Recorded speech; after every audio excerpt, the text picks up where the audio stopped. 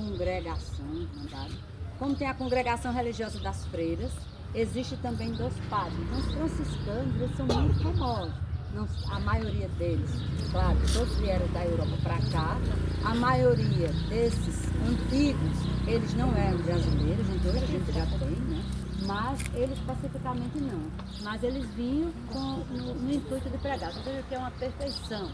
Tem a cruz como sinal do cristão, a mão direita, que é para abençoar, e deixa claro ali o pé, que é para mostrar que é a falta de luxo. Né? Então dizem que ele só tinha 2 ou 3 roupas, né? A mala era muito pequenininha, só o necessário. Que aí vem aquela coisa, você não precisa de tanto para viver. E é assim, é negação ao luxo, negação ao ter. Mas volto a dizer, vocês podem ouvir algum comentário que o Frei Fernando, que Deus o tem, que já foi também, que andava com ele, era assim, uma pessoa que cuidou muito dele, claro, a gente tem que reconhecer, era franciscano também, mas eu posso assim, ele se utilizava desse poder religioso, tá? E pedia. Quando eu falo em poder religioso, na caixa diz o quê? Nós temos vários tipos de poder. Temos o poder político, temos o poder de fato de lei, que é o poder legal, o poder de um juiz, o poder de um advogado, que é um poder legal. Temos o poder político e temos o poder econômico. O poder econômico é aquele que chega assim, olha, aquele homem ali pode tudo, porque ele é dono da metade disso daqui. Então, poder econômico. Ele não precisa ser letrado, ele não precisa ser juiz, ele não precisa ser papa.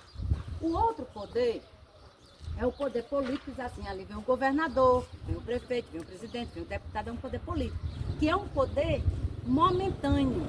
Então, é aquele poder que é temporário. No entanto, quem absorve esse poder, se for deputado, quer ser chamado sempre de deputado, mesmo perdendo todas as eleições, mas quer ser chamado deputado. Quem é vereador do mesmo jeito, quem é prefeito, ou seja, nunca deixa de ser e se acha como tal. Então é um poder momentâneo, mas existe o poder político.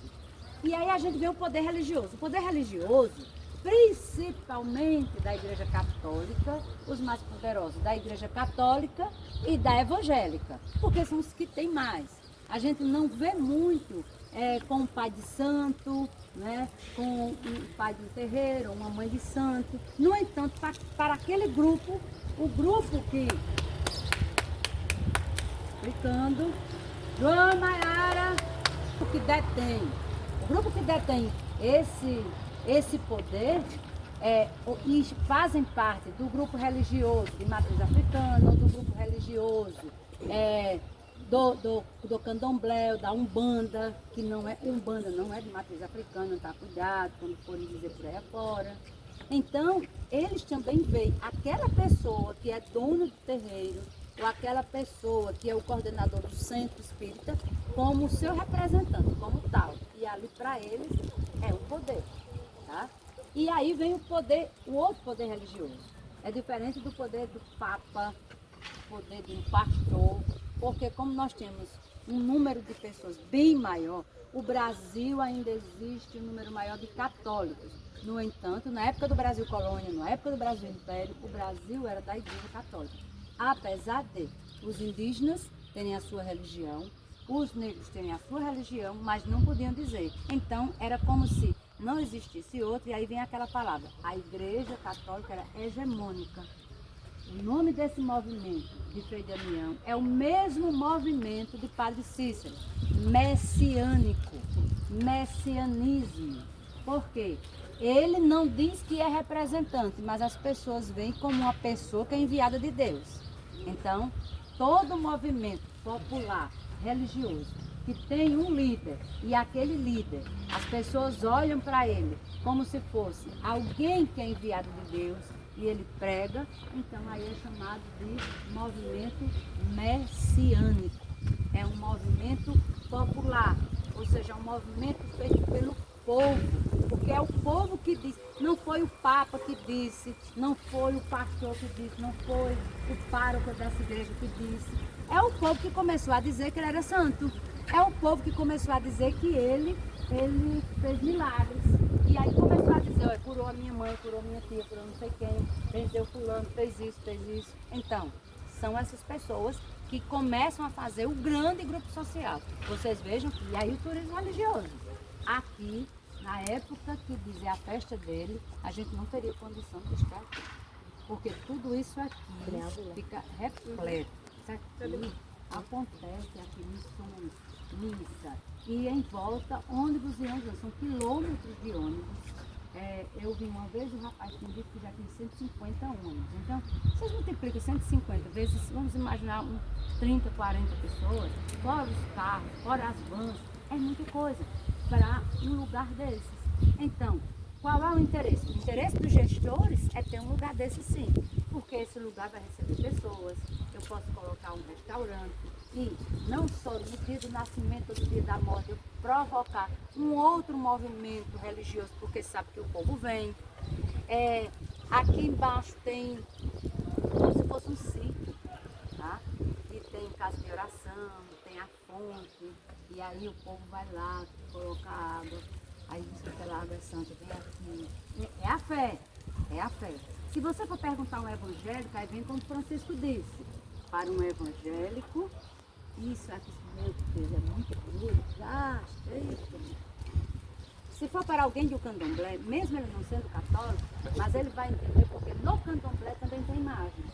Tem os orixás, então eles têm imagens, eles não vão achar nada demais, vão apenas dizer assim, porque não tem a nossa. Existe referencial, né? Porque não tem. Porque não tem. Né? Então, mas a imagem para eles não tem problema. Já os indígenas também é apenas uma imagem. Antes era apenas uma imagem. Hoje, em pleno século XXI, a gente tem indígenas que são católicos e não é porque seja obrigado a ser católico.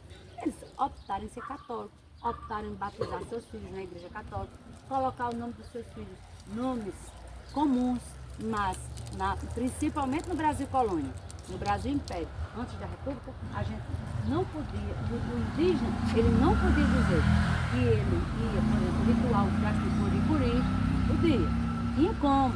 Então sempre eles fizeram as escondidas. Ainda hoje é a única coisa que a gente não consegue adentrar, vai ser justamente no ritual. E aí vem a fala de ontem, do professor de ontem, é aquela coisa de isso aqui é sagrado para mim, para o outro não é nada.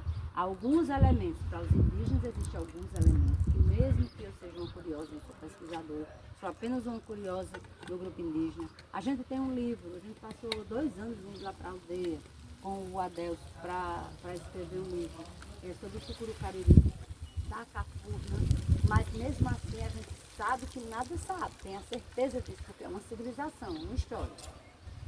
E a gente teve o respeito de que em alguns momentos a gente não podia ir além, mesmo que a gente tivesse a liberdade, é questão de respeitar. Eu chegar na sua casa e não abrir o seu armário para olhar o que tem dentro. Eu abri a sua geladeira, eu bebia rápido. Eu adentrar e já geladeira. São situações. A mesma coisa vai acontecer com quem é do candomblé. Né? Tem algumas imagens de coisas sagradas e não precisa expor. Até porque as religiões de matriz africana, elas foram tão massacradas, as pessoas que fazem parte foram tão massacradas e ainda hoje são excluídas, que é melhor eles fazerem dessa forma. Tá? E aí, veja, como o Francisco Caminhão, só perto parar de Padre Francisco por quantos metros? 5 metros. Sinceramente, eu não aceito